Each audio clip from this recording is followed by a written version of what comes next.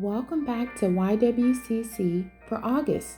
The topic is building strong marriages.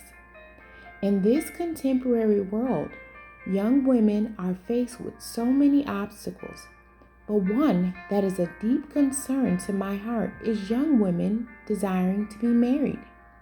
It is so important that we preserve, encourage, and celebrate marriage between a man and a woman. I recently received a disturbing phone call from a mother whose daughter was in a serious crisis. The mother was very upset that although her daughter had not been married for quite a year, she was contemplating getting a divorce. My heart was heavy as I listened to the mother discuss her daughter's short marriage and possible divorce. I believe that time is essential to develop a good marriage. There are no perfect marriages, but there are definitely good marriages. I can attest to this because my own parents were married for 45 years until death parted them. I learned so much from my parents, and it gave me strong insight that I have utilized in my marriage. Having been married over 40 years has given me a strong foundation due to my relationship with God in observing my parents' godly marriage. I am very concerned when I view how many single and lonely young women there are in this generation. It is very unfortunate. However, I also continue to see many cases in recent years where there is no commitment on either side of the marriage.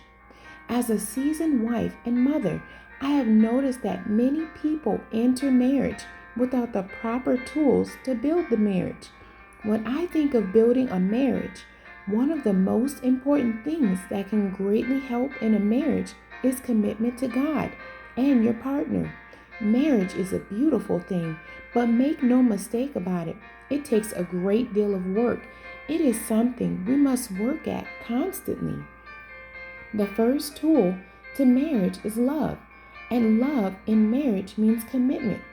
After the honeymoon period is over, another essential tool to building a marriage is communication.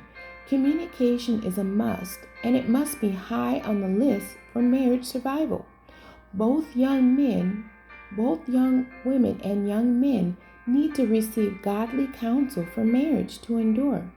I was blessed to raise sons and a daughter, and I instilled the standards of Christ in both genders. Marriage takes a lifetime of commitment and support from two people to be successful.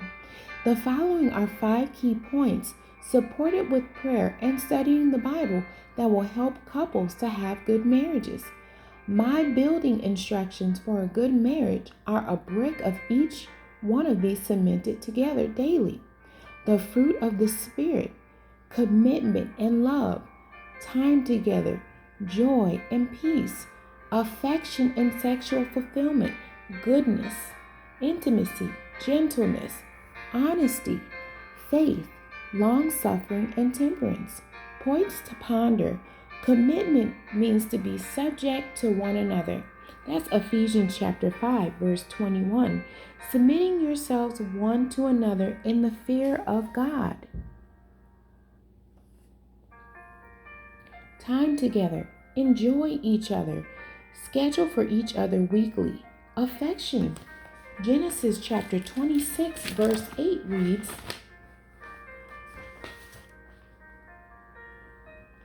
"And it came to pass, when he had been there a long time, that Abimelech, king of the Philistines, looked out at a window and saw, and behold, Isaac was sporting with Rebekah, his wife." Intimacy. Honesty. Hebrews chapter 11, verse 6 reads, "But without faith it is impossible to please him. For he that cometh to God must believe that he is, and that he is a rewarder of them that diligently seek him." Group discussion. How well do you communicate with your husband? Do you communicate often with your husband? Dr. W.F. Harley Jr. in his book, His Needs, Her Needs, says, For most women, affection is as critical an emotional need for them as sexual fulfillments for me. Honesty in a marriage can build up or tear down.